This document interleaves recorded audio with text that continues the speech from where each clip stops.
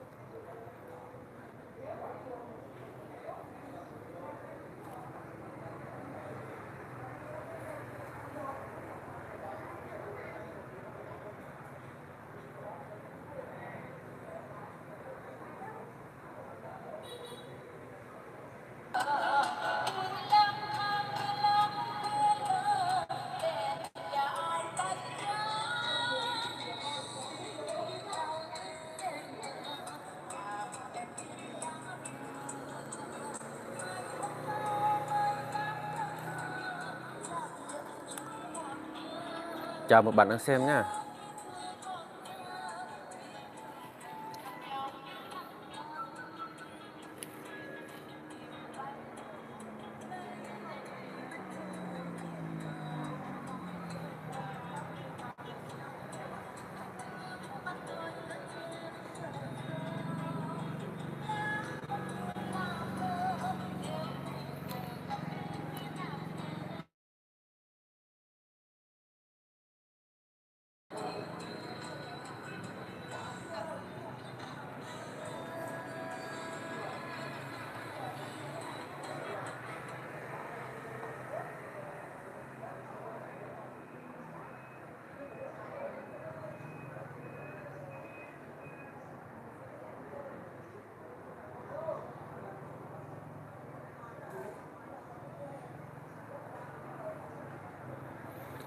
Chào mọi người đang xem nhá. Mọi người ghé like trò chuyện 8 nè.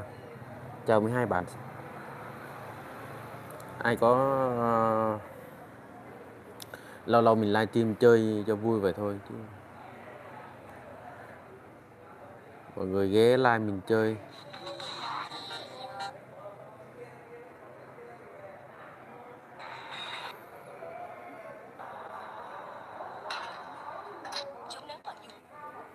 Cùng nhau trò chuyện bàn tán về chuyện cuộc sống.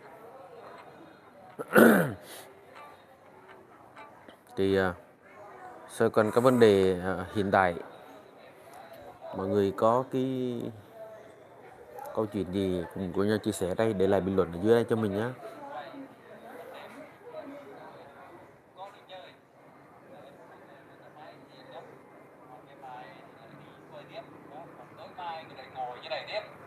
Và đây cũng là trong những lý do mà Chu Tinh Kim không có vợ. Có cái ngày đã chọn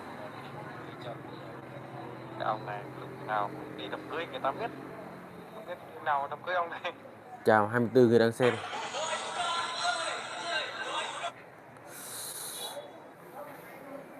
Wow, 36 người. Không thực sự. Chào 36 người nha. 36 người để lại cho mình bình luận. Chúng ta cùng nhau trao đổi cuộc sống. Trao đổi về chuyện cuộc sống.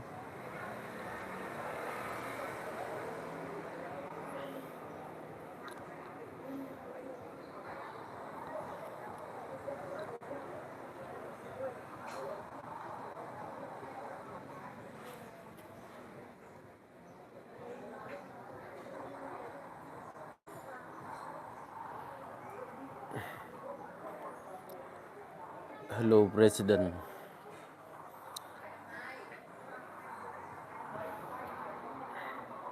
Cái gì vậy ta? Bình luận gì vậy ta? Hello President.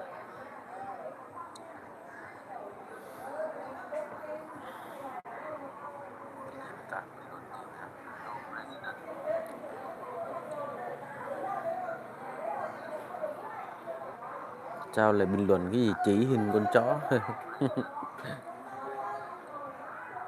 Có cái ý không tốt rồi. Dịp Biden. Sao lại bình luận cái gì chỉ hình con chó? Có cái ý không tốt rồi. Dịp Biden.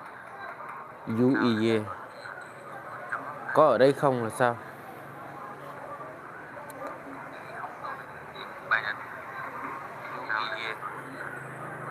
Có ở đây không là sao?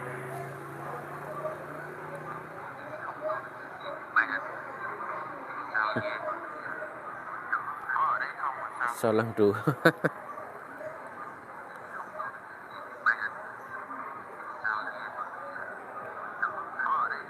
Sao lăng trụ?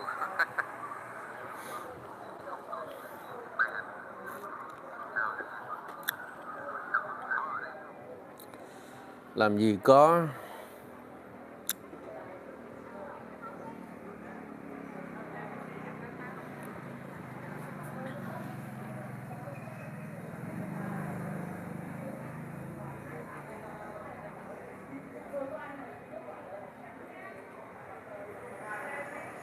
Bình luận cái lì lạ lùng ha. Cái ở trên kìa.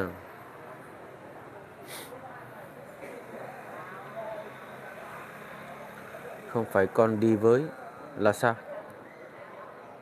Bình luận khó hiểu quá.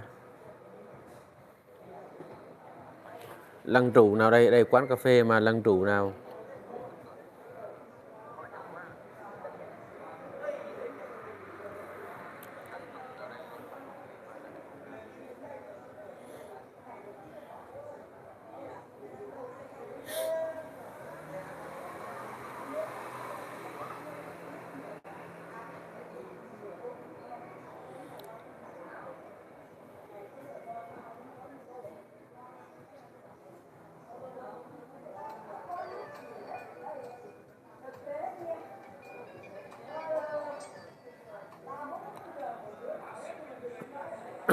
Không biết mọi người hiện nay đang quan tâm tới vấn đề gì đây?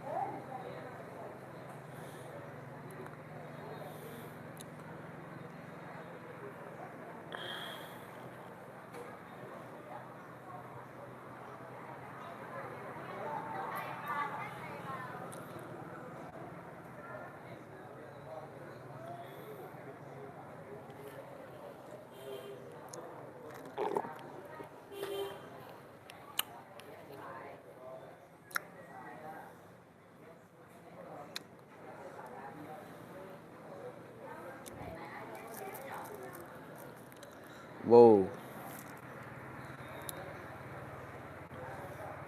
Livestream sao để cho mọi người trả lời bình luận, mọi người nói chuyện đây.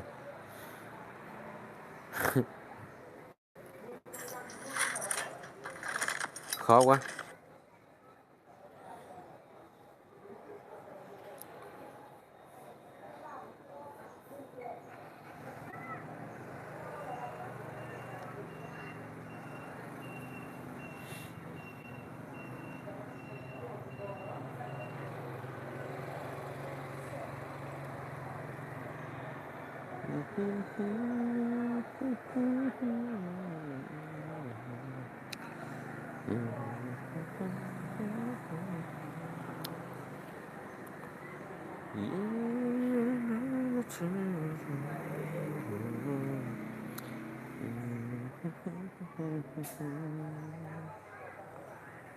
Oh, you're so so